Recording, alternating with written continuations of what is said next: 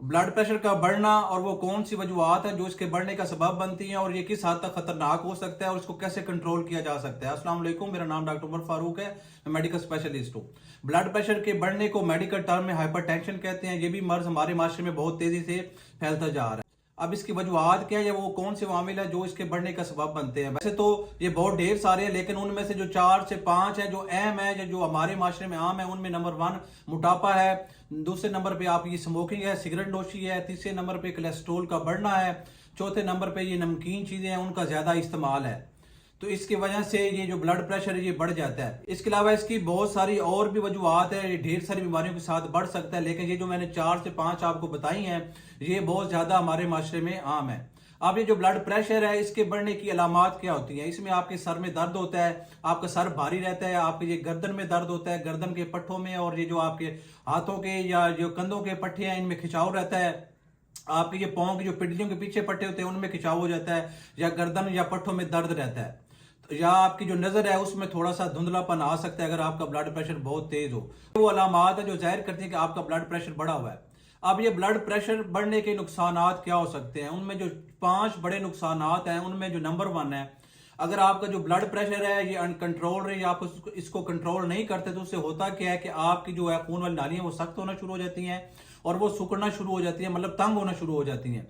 अगर खुदा न खास्ता वो नाली जो दिल की तरफ जा रही थी वो तंग हो गई है, उसमें क्लॉट आ गया तो आपको दिल का अटैक हो सकता है। इसी तरह अगर जो खून वाली नाली जो दिमाग की तरफ जा रही थी उसमें आपका ब्लड प्रेशर बढ़ रहा है, उसमें कोई इंजरी वगैरह हुई है तो क्लॉट बन के आपका दिमाग की तरफ जा रहा है, उसकी वजह से भी फालज हो सकता है। और अगर खुदा न खास्ता ब्लड प्रेशर बहुत ज्यादा बड़ा है उसकी वजह से आपके दिमाग की कोई शरेयान फट सकती है तो वो भी आपके फालज होने का सबब बन सकती है।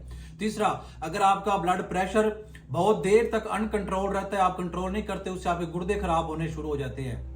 और चौथा, ब्लड प्रेशर ना कंट्रोल होने की वजह से जो आपके वो मर्दाना कमजोरी भी हो सकती है। उसमें होता क्या है कि ब्लड प्रेशर बढ़ने की वजह से आप जो खून वाली नालियां वो सख्त और तंग हो जाती हैं, उसकी वजह से खून वाली उसकी वजह से जो खून की गर्दिश है वो भी कम हो जाती है, जिसकी वजह से आपको मर्दाना कमजोरी हो जाती है। इस तरह जिस तरह शुगर है और जिस तरह शुगर है, कोलेस्ट्रोल का बढ़ना है और सिगरेट नोशी है, तो ये भी अल्टीमेटली इनसे भी क्या होता है कि आपकी जो खून वाली नालियां हैं वो तंग हो जाती हैं और आपको ये मर्दाना कमजोरी का सबब बन सकती हैं। आप इसको टाइम से कंट्रोल कर लेते हैं तो आप इस मसले से बच सकते हैं, वरना ऐसा ऐसा ये मसला बढ़ता जाएगा तो और एक वो स्टेज आती है जिसमें आपको मुकम्मल तौर पे मर्दाना कमजोरी हो जाती है। ये जो ब्लड प्रेशर है जो बढ़ रहा है इसको कंट्रोल कैसे कर सकते हैं, तो इसके वो 3 पिलर है या 3 तरीके। नंबर 1 आपने अपनी डाइट है, नंबर 2 आपकी फिजिकल एक्टिविटी है और नंबर 3 आपकी मेडिसिन है।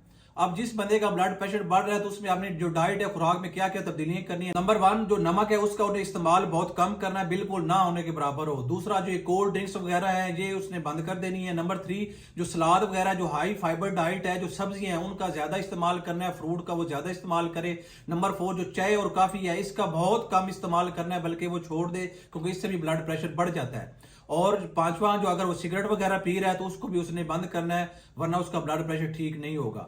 अब नंबर 2 जो मैंने कहा है कि फिजिकल एक्टिविटी एक्सरसाइज है। फिजिकल एक्टिविटी और एक्सरसाइज जो होता है कि आपके जिस्म में कुछ ऐसे केमिकल प्रोड्यूस होते हैं जो आपको रिलैक्स कर देते हैं, जिससे आपकी जो खून वाली नालियां जो तंग हुई होती हैं वो रिलैक्स रहना शुरू हो जाती हैं, जिसकी वजह से आपका जो ब्लड प्रेशर है वो आपका नॉर्मल होना शुरू हो जाता है। और अगर आपका जो वजन है वो बहुत ज्यादा है उसको आप कम कर लेते हैं तो उसकी वजह से भी आपका ब्लड प्रेशर काफी हद तक कंट्रोल हो जाता है। तो ये जो डाइट है और जो फिजिकल एक्टिविटी है अगर ये आप अपना लेते हैं तो आपका 20/10 जो ब्लड प्रेशर है वो कम हो जाता है, मतलब 20 पॉइंट आपका ब्लड प्रेशर कम हो जाएगा। अगर किसी का ब्लड प्रेशर 150/90 तक रहता है तो अगर वो ये दोनों चीजें अपना लेता है तो उसका ब्लड प्रेशर दवाइयों को बगैर नॉर्मल हो जाएगा।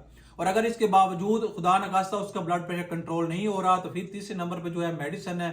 मेडिसिन आपने ऐसे हरगिज इस्तेमाल नहीं करनी, वो आपने किसी क्वालिफाइड डॉक्टर को चेक करवा के तो फिर इस्तेमाल करनी है। और दूसरा, आजकल सर्दियों का मौसम है, सर्दियों में अल्लाह ताला ने हमारे जिस्म में ये निजाम बनाया है कि सर्दी की वजह से खून वाली नालियां तंग हो जाती हैं। वो लोग जिनकी पहली तंग है, जिनका ब्लड प्रेशर बढ़ रहा था या दिल के अमराज में मुब्तला है, तो उनकी और ज्यादा तंग हो जाती है, जिसकी वजह से उनका ब्लड प्रेशर और बढ़ जाता है, या खुदा न खास्ता दिल का अटैक या फालज होने का खतरा और ज्यादा बढ़ जाता है सर्दियों में। तो सर्दियों में आपने अपना जो ब्लड प्रेशर है वो रूटीन से चेक करना है। अगर खुदा न खास्ता वो बढ़ रहा है या आप जो पहले दवा खा रहे थे उससे कंट्रोल नहीं हो रहा तो अब आपको दवा थोड़ी बढ़ाने की जरूरत है, तो आप अपने डॉक्टर से रजू करें, उस दवाई को बढ़ाएं। और दूसरा, आपने सर्दी से बचना है, बाहर निकलना है तो चादर वगैरह जर्सी का इस्तेमाल करें तो उससे होगा क्या कि आपकी वो जो खून वाली नालियां हैं सर्दी में निकलने में मजीद तंग नहीं होगी, तो आपका मजीद जो ब्लड प्रेशर है वो नहीं बढ़ेगा। तो ये सारी चीजें अगर ये आप अपना लेते हैं तो आपका ब्लड प्रेशर कंट्रोल रहेगा। तो आप इसकी जो मौलिक कॉम्प्लिकेशंस हैं, पेचीदगी हैं, जैसे फालिज का हो जाना, दिल का अटैक होना, गुर्दे कमजोर होना, या आपका जो है मर्दाना कमजोरी होना, उससे आप बचे रहेंगे। शुक्रिया।